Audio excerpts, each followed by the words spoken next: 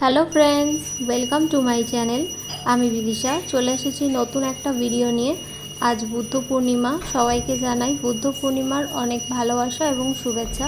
ভগবান বুদ্ধকে পায়েস, ফল, মিষ্টি দিয়ে আজ ভোগ নিবেদন করা হয়েছে, আর তার সাথে ফুল দিয়ে সুন্দর করে সাজানো হয়েছে, প্রদীপ ধূপ জ্বালানো হয়েছে। তারই কিছু মুহূর্ত তোমাদের সাথে শেয়ার করছি। আশা করি তোমাদের ভালো লাগবে।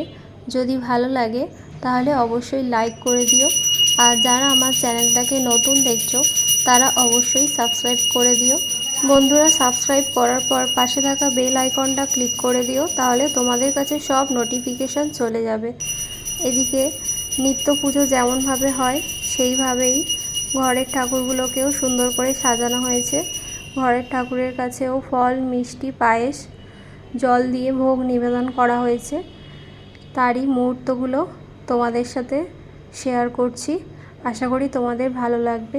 তোমরা পুরো ভিডিওটা শেষ পর্যন্ত দেখতে থাকো। আর আজকে একটা খুব শুভ দিন, পূর্ণিমা তিথি রয়েছে। এই তিথিতে গঙ্গা স্নান করলে খুব ভালো হয়। আর গঙ্গা স্নানে যদি কেউ যেতে না পারে তাহলে বাড়িতে গঙ্গা জল থাকলে স্নানের জলে গঙ্গা জল দিয়ে স্নান করলেও একই ফল লাভ করা যায়। সবটাই মনের ব্যাপার। ভগবান বুদ্ধ পায়েস খেয়েই সিদ্ধি লাভ করেছিলেন। আজ ভোগ নিবেদন করলাম পায়েস দিয়ে।